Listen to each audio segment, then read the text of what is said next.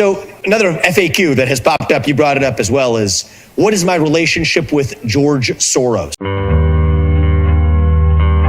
Hey everyone, buckle up because today we're diving into one of the craziest controversies of the 2024 presidential race. Could Vivek Ramaswamy be a Trojan horse funded by none other than George Soros in an attempt to disrupt the election? The answer might shock you.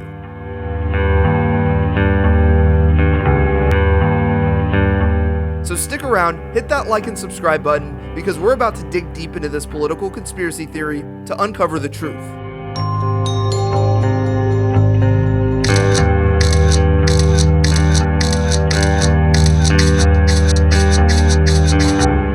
Now, before we break this down, I want to acknowledge why some people might find this connection concerning. The name Soros has been tied to many conspiracy theories, mainly because George Soros, the billionaire investor, has funded a lot of liberal and progressive causes. So many people are hyper aware of anything connected to that name, especially in the context of a presidential election.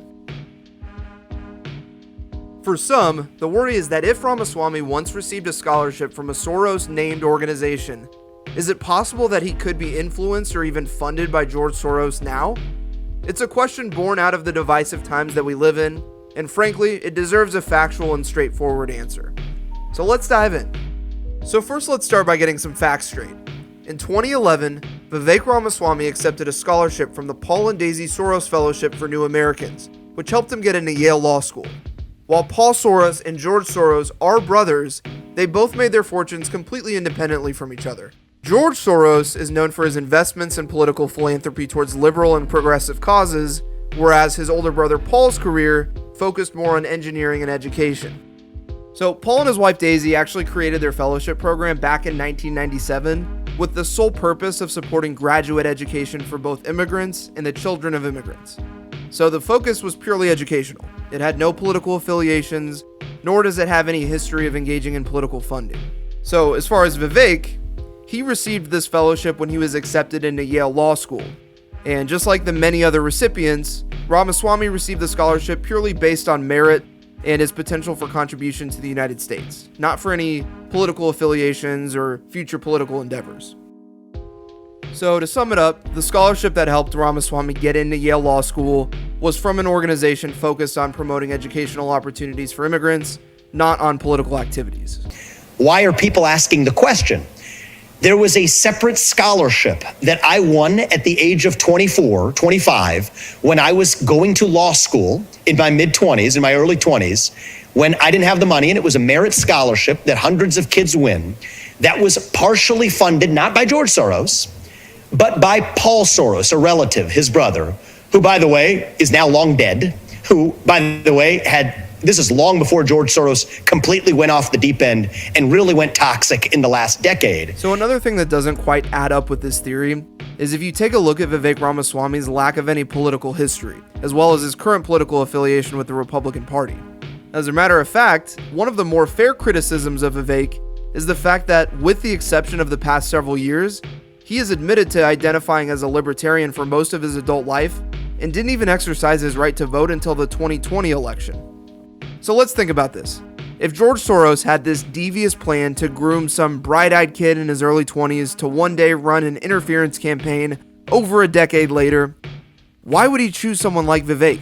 And if there was some sort of under-the-table agreement like that, why would he allow him to publicly oppose his own views and not even involve himself with politics? It just doesn't make a whole lot of sense, even from a strategic standpoint.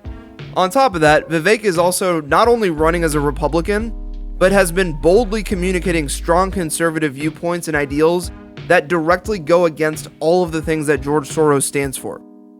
George Soros is a well-known supporter of left-wing liberal causes. Why would Soros fund a candidate from a party that largely opposes his viewpoints? Again, doesn't add up. What is my relationship with George Soros? Very clear answer. None. Zero direct or indirect relationship, other than being one of the bigger critics in this country of the disastrous policies that he's been funding over the last decade, especially after 2016. All that being said, it's more than fair to remain skeptical of any political candidate that's running for office, given our human history of abusing power. But it's also important to think critically and read beyond the headlines. We also live in a country where we are innocent until proven guilty. And as of right now, there's currently zero reasonable evidence to actually suggest Vivek Ramaswamy's campaign is being bankrolled by George Soros. Campaign finances are also public record, which means anyone can scrutinize them. And guess what? No financial link has been found to either of the Soros brothers. However, despite the facts, we can all rest assured that people who are too lazy to do basic research will continue to eat up whatever conspiracy theories they find on their favorite subreddit. As for the rest of us, let's continue to handle the facts as they present themselves without relying on our own confirmation biases. Thanks for watching. If you like this video and want to stay educated and up to date, go ahead and hit that like and subscribe button, ring that notification bell, and don't forget to vote Vivek.